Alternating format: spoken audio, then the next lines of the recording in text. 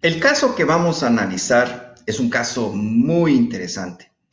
El caso lo tomé desde de la página web de CNN, de la BBC, perdón, y es un caso que habla sobre el concepto de las cocinas fantasmas y cómo este negocio está creciendo en América Latina. Miren, esto evidentemente fue visto antes de la pandemia, pero no obstante, parece que es un emprendimiento que poco a poco va cobrando mucha presencia. Cuando leemos a lo largo del caso, identificamos ciertos conceptos y ciertas situaciones. Yo te pediría que cuando se lee un caso, debemos siempre relacionarlo con lo que hemos visto en clase, porque de lo contrario no vamos a desarrollar esa competencia analítica. Recuérdense, el caso tiene una perspectiva de carácter microeconómica porque estamos viendo cómo están incidiendo variables externas dentro de la organización o dentro de las empresas. No es un país, ¿ok? No es un país. El caso se ve desde una perspectiva económica, es un problema económico. ¿Por qué? Porque existen recursos y que son escasos. Y esos recursos, como son escasos, hay que tratar de optimizarlos, tratar de con esos recursos escasos responder a la mayor cantidad de necesidades que se puedan dar, no solo en números, sino que también en intensidad, en refinamiento, que se hace cada vez más complicado poderlas suplir. Entonces, evidentemente, lo que tenemos que tratar de ver ahí ¿es un problema de carácter económico? ¿Es microeconómico? Porque estamos hablando de un concepto de cocinas fantasmas, de cierto sector, de cierto ente económico que está ahí.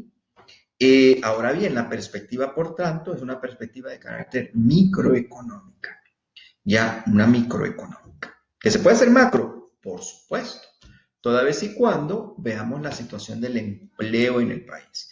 Por eso es que los casos no necesariamente se te van a presentar como micro o macro. Los casos se te van a presentar en diferentes formas.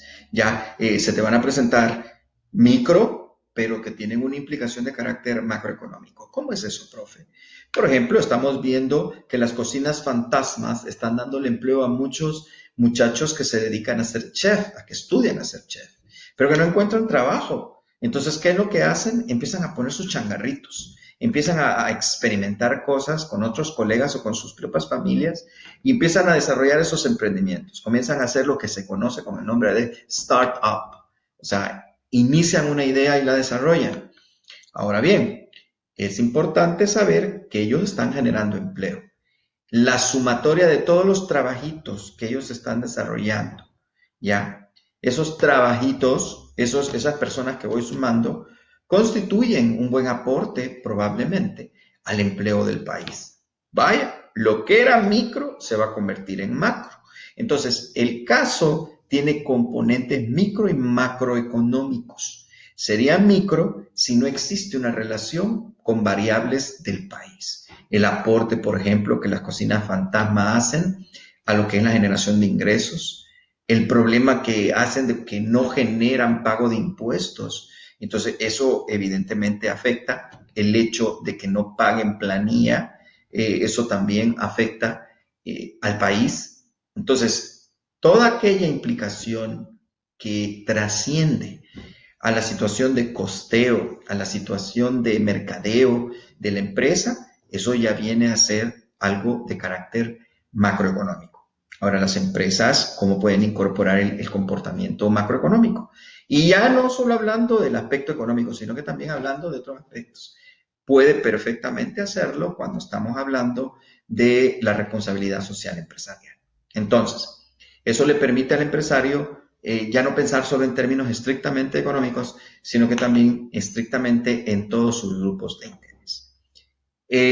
Necesitamos entonces, por tanto, que leas bien el caso para que le encuentres una implicación a cada uno de esos elementos, dado que si no encontramos una buena perspectiva, no vamos a ver hacer un análisis. Ya, el caso hace alusión a un incremento de la oferta.